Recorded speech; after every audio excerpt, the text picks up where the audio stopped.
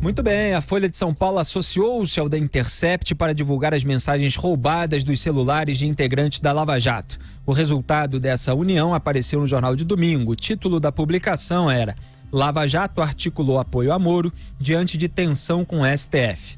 Bom, não era preciso cometer um crime hackeando o telefone de procurador para descobrir isso. A Lava Jato sempre apoiou publicamente o juiz Sérgio Moro e sempre contou com ele para impedir que os processos fossem obstruídos pelo Supremo, pelo Congresso Nacional e pelo Palácio do Planalto. O então Palácio do Planalto. O que foi publicado pela Folha é o seguinte: segundo o jornal, as mensagens vazadas mostram que, supostamente, procuradores da Operação Lava Jato protegeram Sérgio Moro para evitar que tensões entre o então juiz e o STF paralisassem as investigações da Força Tarefa em 2016. Cadê a musiquinha, Robson? Cadê a musiquinha? A gente faz um parêntese aqui. Eu avisei que ele estaria chegando pelos corredores, ele contornou a mesa, puxou o microfone e agora sim, o que ele diz? Boa noite, compadre Felipe. Boa noite, Augusto Nunes. Então, continuando aqui, o que foi publicado pela Folha eu já falei, é o seguinte: o conflito teria sido motivado por repreensão do Supremo a Moro sobre a divulgação supostamente ilegal de conversa entre o ex-presidente, atualmente presidiário Lula, e a até então presidente Dilma Rousseff, antes de sofrer o impeachment. As mensagens sugerem que a Força Tarefa protegeu Moro para evitar o aumento do confronto com o Supremo depois da divulgação de documentos encontrados pela Polícia Federal na casa de executivo da Odebrecht. Os papéis colocavam em exposição dezenas de políticos que tinham direito a foro privilegiado e que, por isso, só podiam ser investigados com autorização da Corte. No entanto, um resumo bem mais claro pode ser esse aqui. Número 1. Sérgio Moro e Deltan Dallagnol tentaram conter o vazamento para a imprensa de uma lista, possivelmente apócrifa, de políticos suspeitos de receber propina da Odebrecht. 2. Eles temiam uma manobra do STF para tirar a Lava Jato de Curitiba e engavetar os inquéritos em Brasília por causa do foro privilegiado. 3. Nem o juiz, nem o procurador interferiram no trabalho da Polícia Federal. 4. Sérgio Moro contava com o então ministro Teori Zavascki para impedir o golpe. 5. Nenhuma ilegalidade foi cometida. E, aliás, é bom deixar claro que havia dezenas de políticos que nem sequer eram investigados, não tinham sido delatados nem coisa nenhuma. Então, para eles era até melhor que não aparecesse esse nome antes de qualquer investigação. Então, outro fato que não pode ficar sem comentários aqui é o seguinte: um dia depois de publicar as mensagens roubadas à Lava Jato, a Folha publica um texto assinado pelos advogados de Lula, Cristiano Zanin Martins e Valesca Teixeira Zanin Martins, exigindo que o processo do petista seja anulado. Daqui a pouco eu vou trazer algumas reações à matéria, mas por hora vamos comentar o conteúdo, meu caro José Maria Trindade, começando por você. Pois é, olha, Felipe, fica muito claro aí que na estratégia, desde o início da Operação Lava Jato, era evitar que estes julgamentos fossem transferidos para o Supremo Tribunal Federal, que todos nós já conhecemos e conhecíamos na época, né, qual era o destino destas investigações. E ali ficou muito claro, não tinha nada escondido, não precisava grampear ninguém, bastava assistir às fitas públicas, né, e até divulgadas dos depoimentos. Quando alguém falava nome de deputado e de senador, imediatamente o então juiz Sérgio Moro dizia: nós não estamos investigando quem tem mandato. O senhor, por favor, se atenha aos que estão sendo investigados nesse processo. Não era omissão, não era tentativa de proteger deputados, mas sim uma decisão de investigar aquele lado que estava ali na mesa dele, que é exatamente a Lava Jato sem o tal foro privilegiado. Quem não teve foro, você vê aí, Eduardo Cunha, que perdeu foro e tal, já sabe onde está, na cadeia, o ex-presidente Lula. Quem tem foro, está aí, no Congresso Nacional. Então era esse o objetivo e a estratégia não era escondida, não era errada nem nada, era clara. Vários depoimentos, o juiz Sérgio Moro falou exatamente assim. Então pronto, já havia essa estratégia. O erro de divulgação, e foi erro, não foi má fé, não foi uma divulgação assintosa nem nada, a Polícia Federal incluiu nos autos, né, da investigação a lista E aí, é claro que a imprensa teve que publicar, né? Então não foi vazamento, foi a inclusão desta lista na investigação. E aí ficou aquele debate interno. Aí no momento, o então juiz Sérgio Moro decidiu o quê? Transferir para o Supremo Tribunal Federal aquela parte que ele entendia que estava fora do seu escopo, ou seja, pessoas que detinham foro privilegiado. Sempre ele está foro privilegiado. E aí o ministro Teori Zavascki devolveu para o Curitiba vários processos e tal, ficando apenas com a lista que envolvia os senhores, as excelências parlamentares, porque esses têm o tal, de novo, foro privilegiado. O que fica claro no diálogo é que eram ansiosos demais na decisão de punir os que estavam corroendo a República. A força-tarefa da Operação Lava Jato, ela realmente mudou os hábitos do país e não adianta barrar a Lava Jato. Ela criou vários e vários filhos por aí que estão numa espécie de franquia. Cada estado tem o seu juiz entendendo perfeitamente que é preciso uma concertação nacional para reduzir, nunca acaba com a corrupção. Augusto Nunes, o que você achou? Olha, o Zé fez observações aí perfeitas, subscrevo todas. O que está cada vez mais claro é que você tinha, e apenas isso, o que não é pouco, do ponto de vista dos homens de bem. Você tinha um grupo formado por procuradores federais e um juiz que conduzia a operação anticorrupção, a maior da história, a mais eficaz, dispostos a desbaratar uma quadrilha que sem precedentes na história do Brasil ou no mundo, né? Nunca existiu um esquema corrupto desse porte e com essa gula, né? Roubaram até não poder mais. Diante disso, eles procuraram todos os caminhos possíveis e em nenhum momento ultrapassaram os limites legais para prender essa gente. Quer dizer, neste momento, eu vou insistir nisso, é hipocrisia falar em o juiz imparcial. Estava evidente para quem vê as coisas como as coisas são, que se tratava de uma quadrilha que precisava ser desbaratada imediatamente em nome dos destinos do Brasil. Eles estavam defendendo o país estava sendo saqueado por eles, porque a Petrobras, o Petrolão, que a Lava Jato investigou, ainda vem investigando, era parte da roubalheira. Eles agiram, como vai se vendo agora, com o começo da devassa do BNDES, eles agiram em todas as salas que continham algum cofre. Em toda a administração pública houve roubo o tempo todo. Era um projeto criminoso de poder que pressupunha que eles tinham de arrumar muito dinheiro para continuar no poder, para eternizar-se no poder. Então vocês querem que o juiz haja como? Como um juiz de paróquia que chama ali a guarda municipal para cuidar dessa turma? Não. Era um esquema que exigia uma estratégia muito audaciosa, táticas que nunca foram usadas, e isso foi feito. Agora, se fez justiça. Alguma dúvida quanto à culpa dos presos? Alguém está preso e é inocente? Alguém foi preso injustamente? Alguma prova, vou repetir ad eterno, alguma prova foi plantada? Então está provada que a quadrilha existia, foi dissolvida e no momento querem crucificar o juiz e os procuradores. Não conseguirão, porque até inimigos da Lava Jato não têm coragem de dizer que o saldo foi extraordinariamente positivo. Muito bem, eu publiquei um artigo no site da Jovem Pan nesse domingo, o título é A Suspeição Seletiva. Eu estava até em dúvida se eu leria aqui no programa ou não, mas eu vou ler, por favor, porque eu considero importante e peço perdão aos colegas se eu me estender um pouquinho nessa leitura. Então vamos lá. Renan Calheiros e José Sarney, em conversa gravada com Sérgio Machado, cogitaram os nomes do ex-ministro do STJ César Asfor Rocha e do advogado Eduardo Ferrão como interlocutores supostamente capazes de acessar e tentar convencer o então ministro Teori Zavascki, relator da Lava Jato no STF, a evitar que o caso de Machado descesse do Supremo para as mãos do então juiz Sérgio Moro na primeira instância. Comentei na ocasião que, como ministros do STF vivem recebendo políticos, não é crime algum que políticos articulem contatos com eles em prol de seus interesses, por mais indecentes que esses fossem.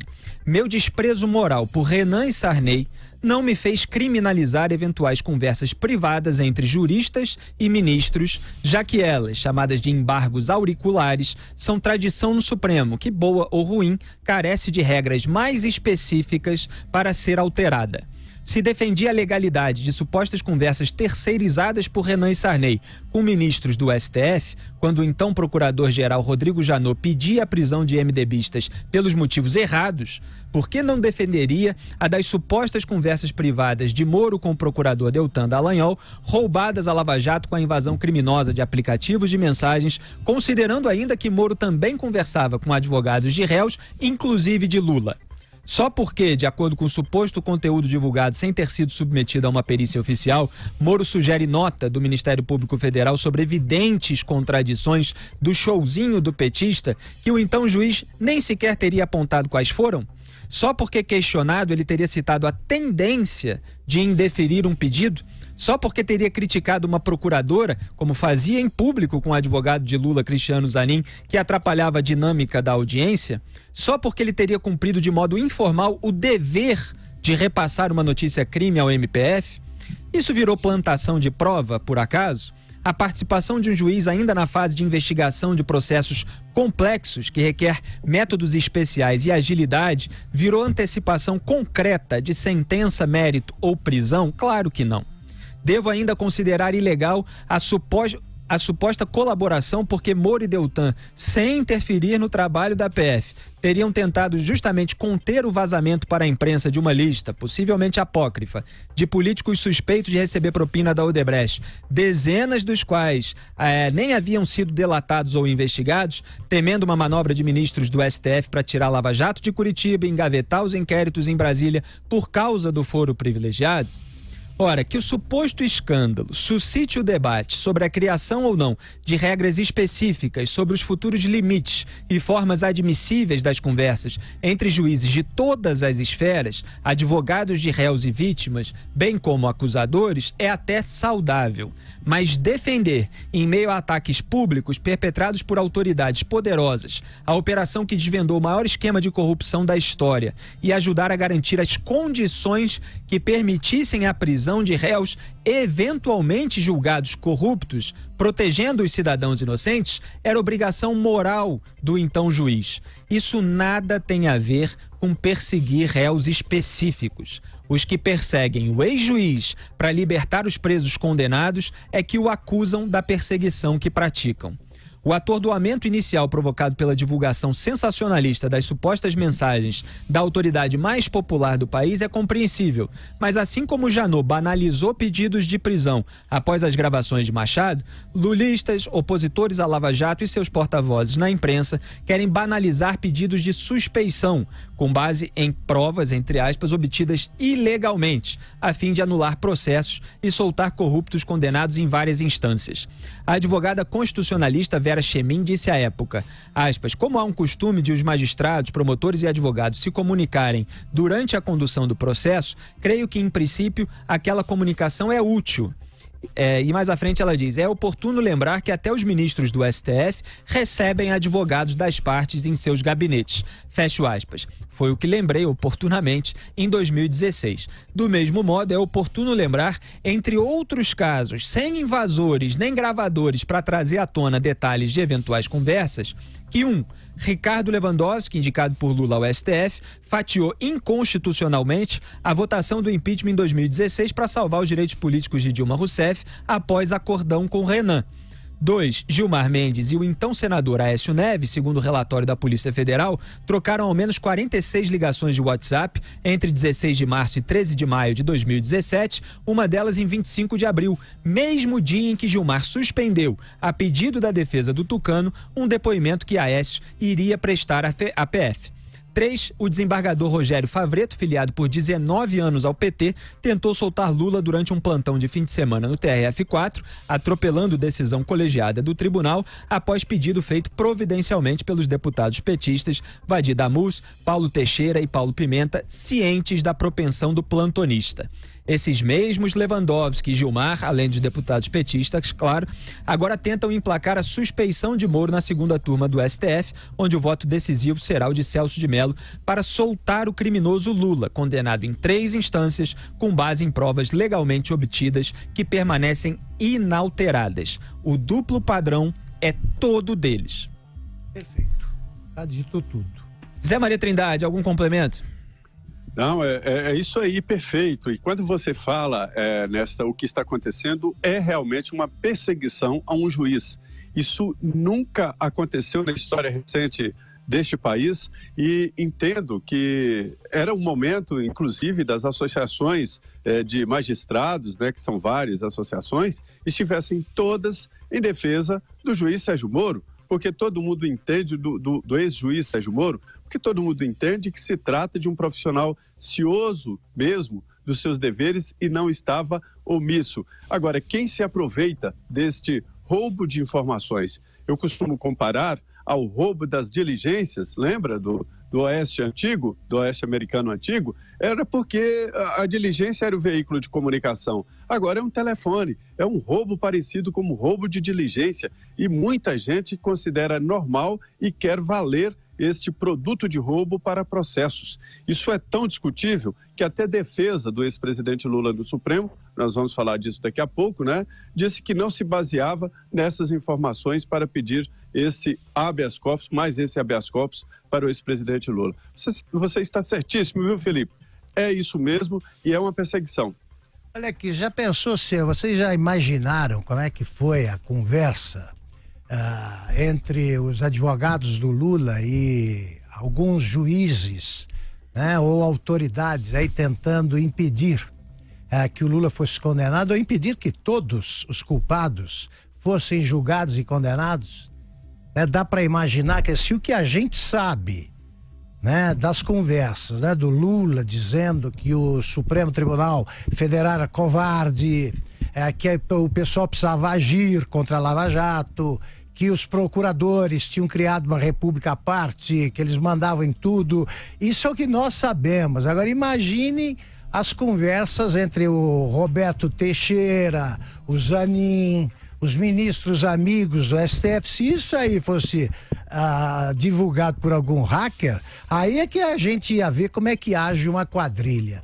O que eu li até agora só mostra a disposição de punir culpados por parte dos integrantes da Força Tarefa e do juiz Sérgio Moro. Nada mais que isso. E você lembra quando o Sepúlveda Pertence foi reforçar a equipe de advogados do Lula e até jornais como a Folha de São Paulo publicaram que era porque ele tinha mais trânsito com ministros do Supremo Tribunal Federal, quer dizer, era um especialista nos embargos auriculares. Eu tenho a maior curiosidade para saber o conteúdo daquelas conversas, mas evidentemente eu não incentivo ninguém e nem vou roubar trocas de mensagens alheias ou grampear uma sala de um ministro do Supremo para ouvir o que de fato eles conversaram.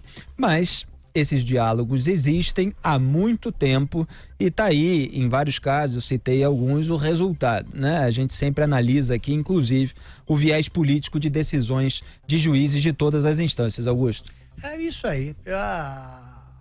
Podem continuar divulgando, hein? Porque essas deveriam divulgar de uma vez. Agora, se algum jornal decide publicar isso em pílulas, achando que vai causar um grande impacto, é aquela história, já usaram a frase, da montanha pariu um rato, né?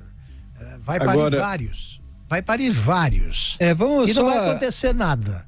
Zé Maria, a gente vai continuar nesse assunto, só registrar aqui as próximas informações, que o Augusto já até antecipou aí uma frase, que é o seguinte: a Folha de São Paulo tentou verificar a autenticidade das mensagens roubadas à Lava Jato. Diz o jornal, aspas, os repórteres, por exemplo, buscaram nomes de jornalistas da Folha e encontraram diversas mensagens que de fato esses profissionais trocaram com integrantes da Força Tarefa nos últimos anos, obtendo assim um forte indício da integridade do material. Fecho aspas. Não há a menor dúvida de que mensagens foram roubadas. Os próprios procuradores denunciaram a invasão de hackers. A questão é saber se alguma frase forjada foi inserida nos arquivos originais. Isso só se pode descobrir investigando o criminoso que roubou as mensagens. O ministro Sérgio Moro disse nesse domingo, por meio do Twitter, que a montanha pariu um rato, para se referir a novas mensagens vazadas pela Folha. Carlos Fernando dos Santos Lima, que integrava a Força Tarefa, também comentou a reportagem da Folha, baseada em material de origem criminosa, roubado à Lava Jato. Abro aspas, a Folha de São Paulo erra ao publicar material apócrifo e de origem criminosa. O primeiro de seus erros foi dizer que a interceptadora, o Intercept, recebeu de fonte anônima, enquanto está claro que este site conhece e protege a fonte. Assim, nenhum jornal sério iria trabalhar no material sem que a fonte fosse compartilhada. Além disso, atestar a integridade do material com o argumento de que as mensagens de seus jornalistas ali estavam é no mínimo ingênua, pois não há dúvida da existência de um crime de hackeamento e que potencialmente parte do material tenha essa origem. O fato de ter sido repassado para terceiro não muda a origem criminosa, nem a dúvida sobre a integridade dos fatos ou sequer o claro interesse de desestabilizar Moro e soltar Lula. Fecho aspas. Então, só para organizar aqui o debate, Augusto, pelo que eu ouço dos comentários de vocês, e é o meu comentário, na hipótese de que essa troca de mensagem não tenha sido adulterada em nada, o que foi revelado até o momento, a gente está fazendo esse programa ao vivo na segunda-feira, que dia é mesmo hoje, Augusto? Vocês sabem aí que... Dia de São João. Dia de São João, 24. Pois é. Na segunda-feira, dia 24, então, as mensagens não mostram nenhuma ilicitude escancarada. Tem muita gente forçando a mão para encontrar essa ilicitude. Então, eu já até perdi o raciocínio aqui, pensando no dia. Você está dizendo que se isso aí, por acaso, é real, até agora não houve ilicitude nenhuma. Esse é o teu raciocínio. Exatamente. Então, enfim, eu vou lembrar aqui o que eu ia comentar, Augusto Nunes. Então, vamos começar a comentar. O que eu quero saber é o seguinte, eu não me recordo agora, eles divulgaram os recados, as mensagens trocadas pelos jornalistas da Folha com os... Não, eles não divulgaram as mensagens trocadas pelos jornalistas. A Folha de São Paulo simplesmente viu...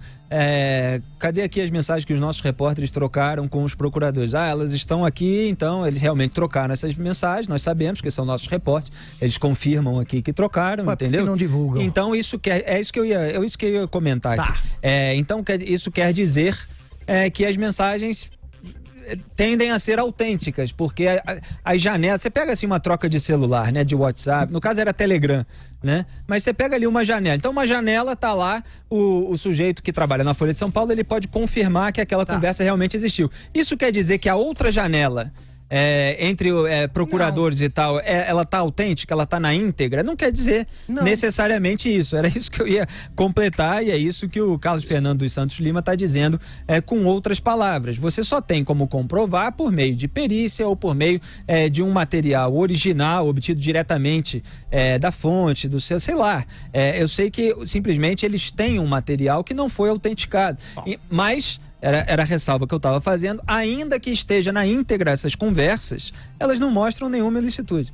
Os jornais que eu dirigi não teriam publicado, se eu estivesse dirigindo aí, um dos jornais, não teria publicado isso aí de jeito nenhum.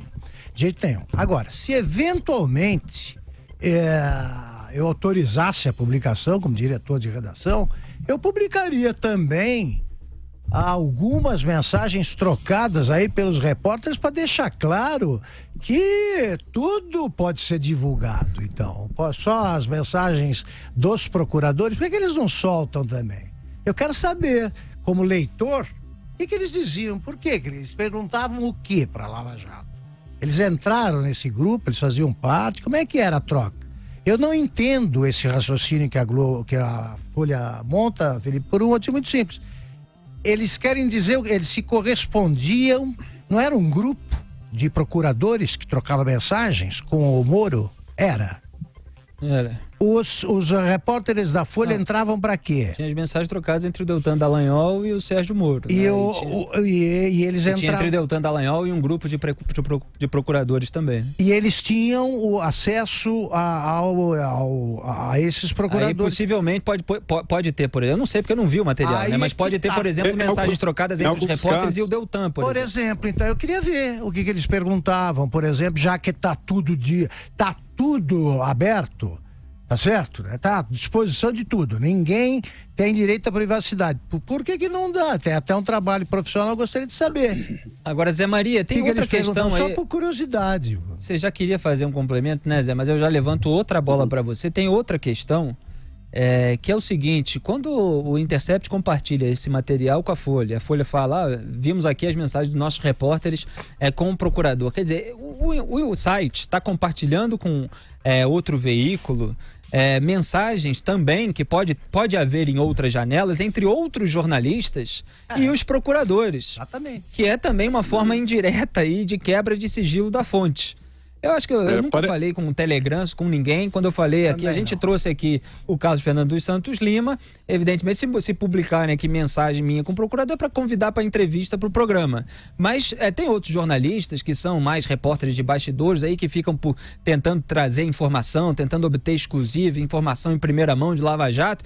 Pode ter ali uma troca de conversa e fica o sigilo da fonte quebrada no meio dessa troca aí entre veículos para publicar um material obtido provavelmente por uma invasão criminosa que se atribui a hackers, né, Zé Maria Trindade? Essa questão também é delicada. Pois é, mas imagine o tamanho do crime. Esse pessoal, que eu não sei exatamente quem, além do Intercept, quem tem esse material, esse pessoal detém um nível de informação, inclusive, não estou dizendo que vai fazê-lo, mas é possível que se use até para chantagem, né? É um número de informações muito grande, em todos os sentidos, inclusive de concorrentes, de jornalistas. Na minha opinião, o jornal fez um fim de feira. Ele comprou vários mantimentos que ninguém queria, ninguém aceitou, e fim de feira é fim de feira, né? Tá bom, eu aceito. E aí fez uma junção lá e decidiu separar o joio do trigo e publicar o joio, né? Veja bem, essa técnica de você checar é antiga, é o beabá do jornalismo. Se você soube de uma reunião fechada, secreta, e participaram 5 pessoas, se você conversa com 3 e os 3 dão uma versão em que coincidem vários pontos, aqueles pontos estão checados, porque os 3, sem saber da conversa, confirmaram. Então é mais ou menos isso. E aí preserva os meus jornalistas, mas tem acesso a todos os jornais, Felipe, todos os dias. Nós passamos mensagens e tentamos, pelo menos quando conseguimos, ótimo, conversar com fontes. Claro, essa a nossa missão, esse o nosso mistério. Pois é, e como saber o que está em poder da Folha? E se eles Exatamente. têm, por exemplo, as mensagens trocadas por jornalistas do Estadão, que tal? É legítimo isso? Está correto isso? Exatamente. E por que não divulgam tudo? Publica tudo. Já que tem espaço para isso, né? Já que acho tão importante. Agora, é possível sim você suspeitar de que eles têm material de outros jornais. Isso é legítimo, é correto, é ético? Na minha opinião, está comprando uma carga de tênis roubada e está se preocupando em saber se o tênis é oficial ou não, ou se é falsificação. Mas está comprando a carga roubada.